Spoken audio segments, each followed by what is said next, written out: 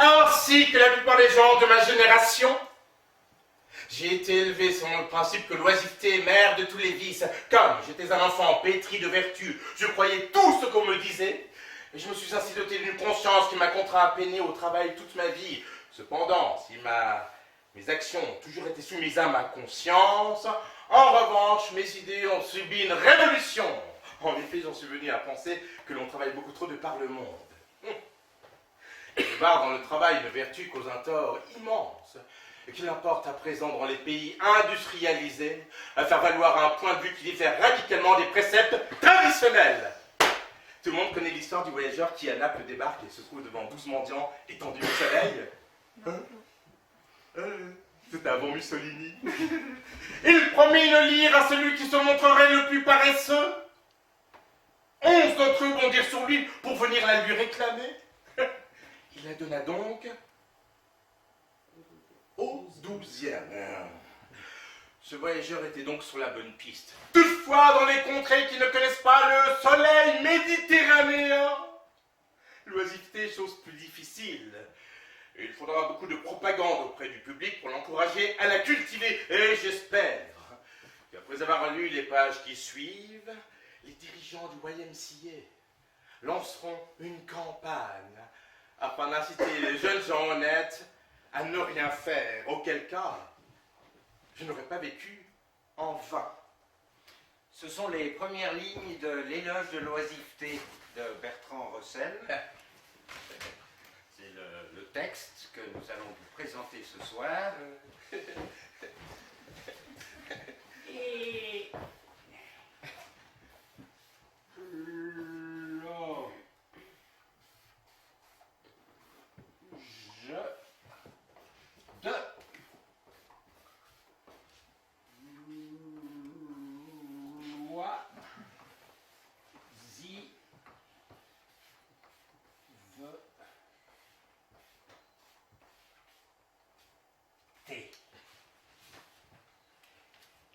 éloge,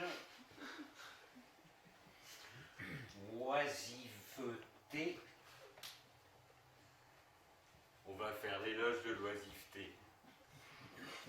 Il y en a qui travaillent parmi vous? Madame? Oui?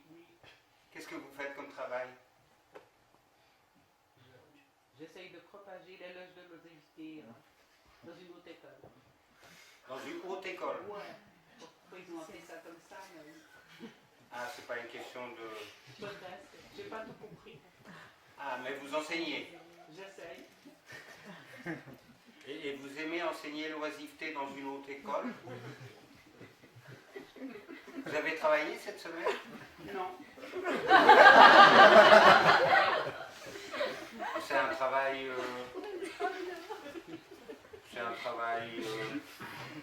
sporadique? On va dire comme ça. Monsieur, qu'est-ce que vous faites comme travail? Électricien. Électricien. Vous aimez votre travail? Raisonnablement. Raisonnablement? C'est-à-dire vous y pensez à chaque fois avant d'y aller? C'est ça que vous entendez par raisonnablement? Voilà. Vous avez travaillé cette semaine? Oui. Contrairement à...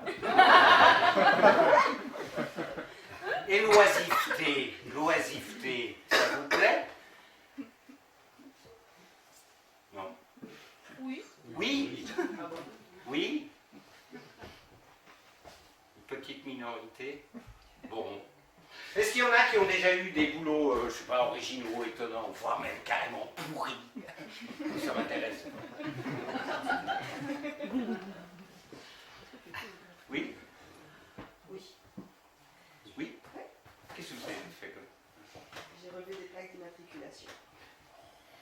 Et en quoi c'est... Vous les avez relevés, c'est-à-dire... Notez. notés. Ouais. Et en quoi c'est pourri? C'est chiant, quoi. Mais vous participez au fonctionnement de la société. D'autres personnes ont fait quelque chose de pourri, ou de chiant, si on peut préférer. Oui. Ah ouais? Moi, j'alignais des pneus les uns à côté des autres. Ah mais c'est de l'art conceptuel ça. C'est de l'art conceptuel Et ça. plein comme ça. En hauteur. En hauteur. Que en hauteur. Et ils partaient en Afrique. Ah. Un usage Et très intéressant. j'essaie de... Bon. Ben, moi c'est Jean-Luc Farquet. Artiste peintre, comédien, donc professionnel du chômage. Et moi, David Valère, comédien. Un chômeur, c'est... C'est un feignant, il travaille pas. Ouais, alors que quelqu'un qui vit de ses rentes, Ah, c'est quelqu'un de bien. n'empêche qu'il travaille pas non plus. Non, mais son argent travaille pour lui. C'est juste.